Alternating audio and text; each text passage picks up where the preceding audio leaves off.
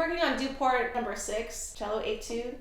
Awesome, I am too. And it's a tricky one. A special shout out to my Texan cellists out there that are preparing for the 2023-2024 All-State and Region Orchestra auditions. This one is required, and it's a beast. Today I'm going to talk about 10 tips that you need to be able to play this etude well and hopefully have audition success. So, number one, I would say start with the basics. Get your G major scale out and G major arpeggios out, and I would be doing that every day. This gives you a really good foundation for your hand shape and your intonation and just cello fitness in general. Tip number 2, spiccato. The beginning says with springing bow between nut and the middle of the bow. So this is spiccato. What we want is a nice lift, and it depends on what tempo you're going to take on how much bow you're going to use. But I would start at the balance point. It's going to be your biggest friend. Number 3, bow distribution. I find this is key, specifically in measure 15. So when we have groups of 3, we have to have a fast and light bow and then a slower bow on the up bow.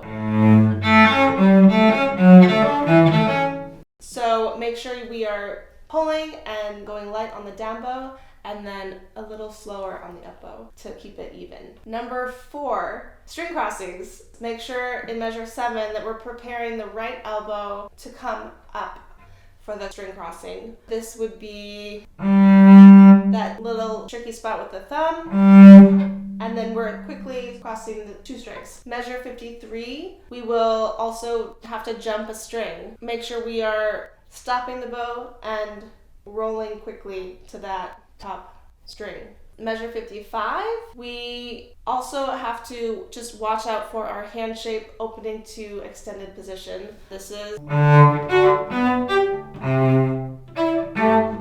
tip number 6, upper position work. Take out your position pieces book if you have that, and we need to look at 5th position, 6th position, and 7th position. Okay, so we have to have all of our positions in order. Specifically, measure 51 has it all right there. 5th, and then 6th. We need our curvy fingers and that left elbow up and around to have that position comfortable. And then 7th position,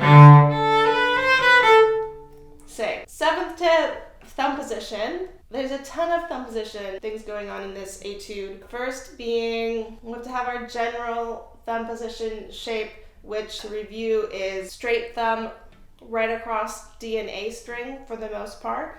And then curvy fingers, 1, 2, 3. And notice the first finger is a little bit on the inside and curved, so it can be pure and efficient.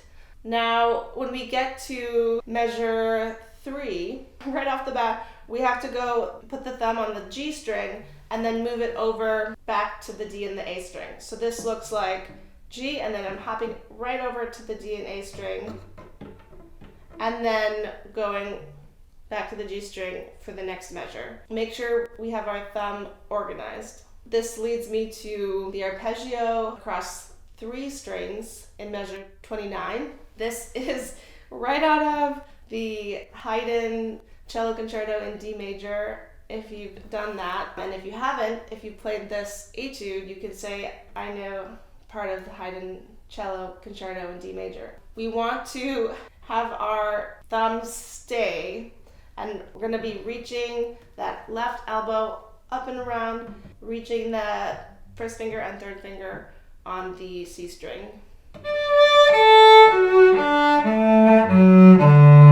Notice how this time my thumb's not moving. Because it happens so quickly, I think you're going to be better off leaving it on the D and the A string and just reaching a little bit further for the notes on the G and the C string. One more part of the thumb position is in measure 37 to measure 41. So this utilizes thirds and seconds. It turns into a pattern that ends up being a caterpillar motion. So we're This one's not the pattern yet.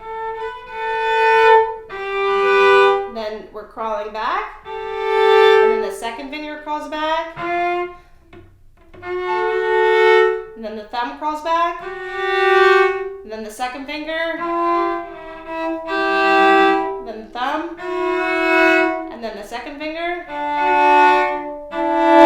And so on. So this is how I would practice that section. The 8th tip. We are using our 4th finger in thumb position. This is probably new to some of you, and I would make sure you plant your thumb on the harmonic here, on the D and the A harmonic, and then land that 4th finger supported by the 3rd finger below.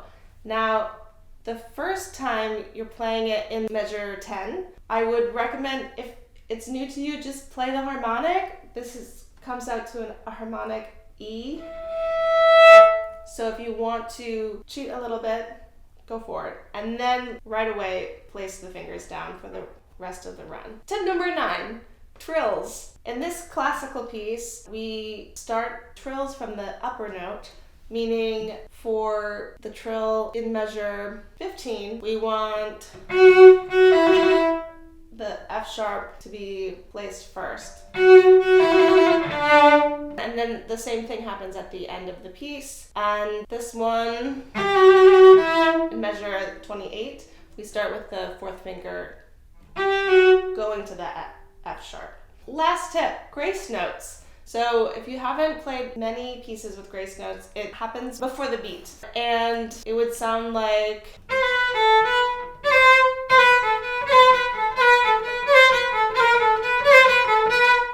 Make sure it's quickly, but your beat stays steady, and you're sneaking it right before the beat.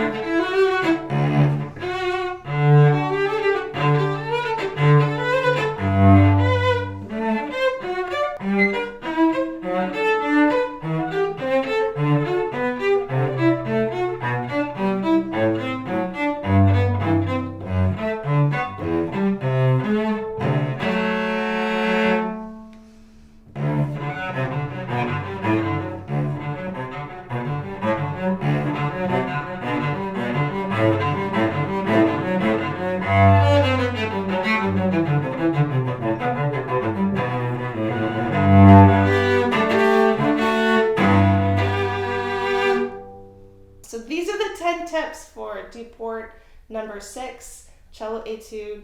And I hope you've enjoyed this tutorial today. Please like and subscribe if you want more content like this. Write in the comments below if there's any etudes or pieces you're working on that you would like me to speak about. Thank you so much for joining me today, and I'll see you next time.